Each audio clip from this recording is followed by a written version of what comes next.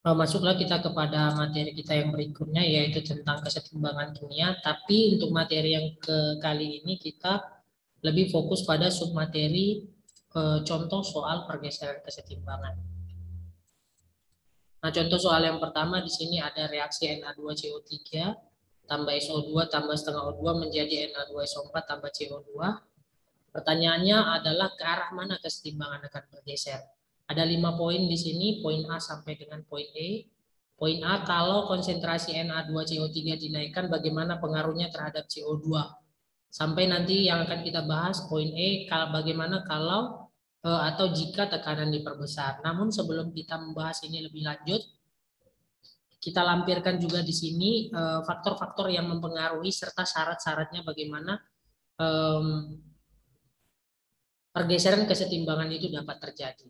Ya, ada 5 poin yang seperti yang sudah kita bahas pada pembelajaran sebelumnya atau di video pembelajaran sebelumnya ya. Jadi langsung saja untuk menyelesaikan pertanyaan dari poin A, kalau konsentrasi Na2CO3 yang dinaikkan.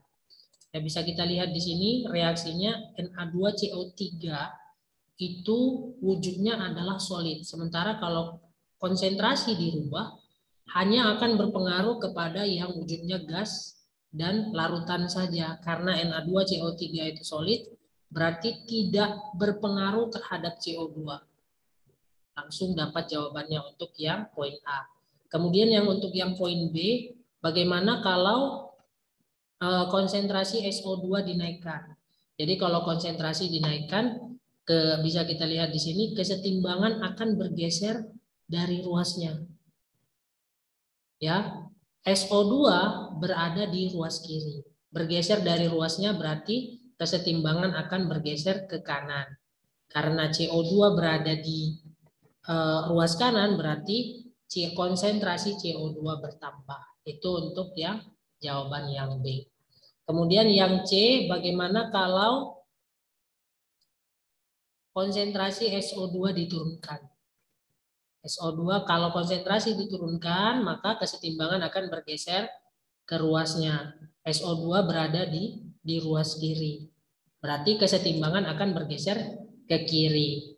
Nah, karena CO2 berada di kanan, maka konsentrasi CO2 berkurang. Itu cara menjawab untuk yang C. Kemudian untuk yang D, bagaimana kalau volume ruangan diperbesar? Nah, kalau volume itu mempengaruhi kepada yang wujudnya gas dan larutan, sama seperti yang konsentrasi.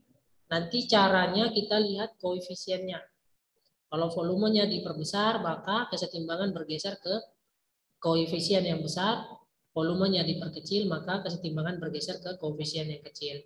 Jadi berdasarkan reaksi ini, kita tentukan dulu di ruas kiri itu koefisiennya berapa, di ruas kanan koefisiennya berapa. Yang di ruas kiri koefisiennya itu ada 1,5.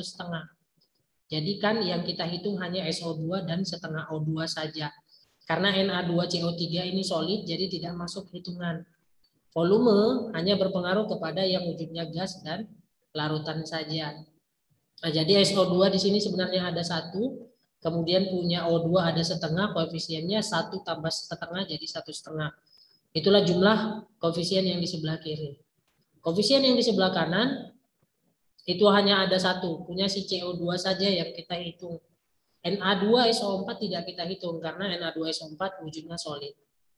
Nah, pertanyaannya tadi yang D, kalau volume ruangan diperbesar. Kalau volume ditambah atau diperbesar, maka kesetimbangan bergeser ke koefisien yang besar. Koefisien yang besar kebetulan ada di sebelah kiri, maka kesetimbangan bergeser ke sebelah kiri. Selanjutnya bagaimana kalau tekanan yang diperbesar? Nah, kalau tekanan itu kebalikan daripada volume. Nah, volume diperbesar, kesetimbangan bergeser ke koefisien yang besar. Tapi kalau tekanan diperbesar, maka kesetimbangan akan bergeser ke koefisien yang kecil, kebalikannya. Itu ya, yang koefisien yang kecil itu ada di sebelah kanan dari reaksi ini. Maka kesetimbangan bergeser ke sebelah kanan atau ke koefisien yang kecil. Begitulah cara menjawab untuk pertanyaan yang atau contoh soal yang pertama. Selanjutnya untuk lebih mengerti lagi untuk pergeseran kesetimbangan ini, kita bahas satu contoh soal lagi. Di sini ada reaksinya. 2H2O tambah menjadi 2H2 tambah O2. Jadi beritahu di sini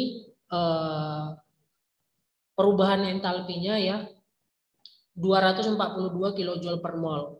Ini positif, karena positif tidak harus ditulis. Jadi sebenarnya ini positif 242 kJ per mol. Ya, ke arah mana kesetimbangan akan bergeser jika ada 5 poin yang harus kita bahas.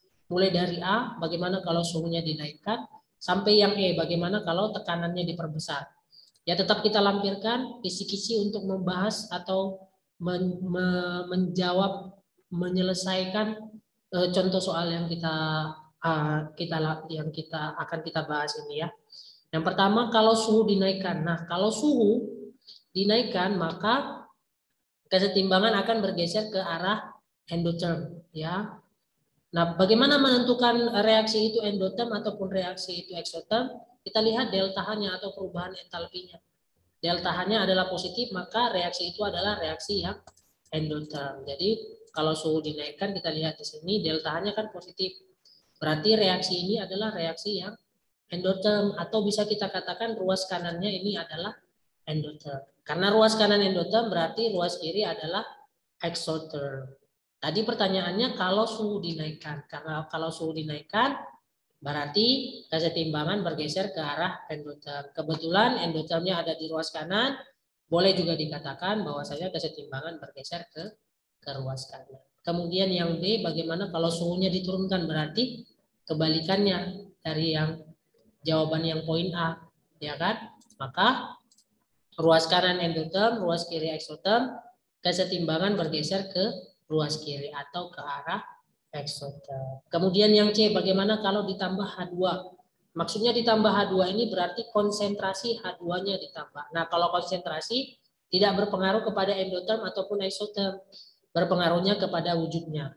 Apakah gas atau larutan? Kita bisa lihat di sini semuanya adalah gas, berarti semuanya berpengaruh. Nah, bagaimana kalau ditambah konsentrasi H2-nya? H2 berada di ruas kanan. Kalau konsentrasi ditambah, maka kesetimbangan bergeser dari ruasnya. Ya, karena H2 berada di ruas kanan, berarti kesetimbangan bergeser ke kiri. Nah, kalau D itu bagaimana kalau konsentrasi O2 yang dikurangi? Konsentrasi O2 yang dikurangi berarti kesetimbangan bergeser ke ruasnya.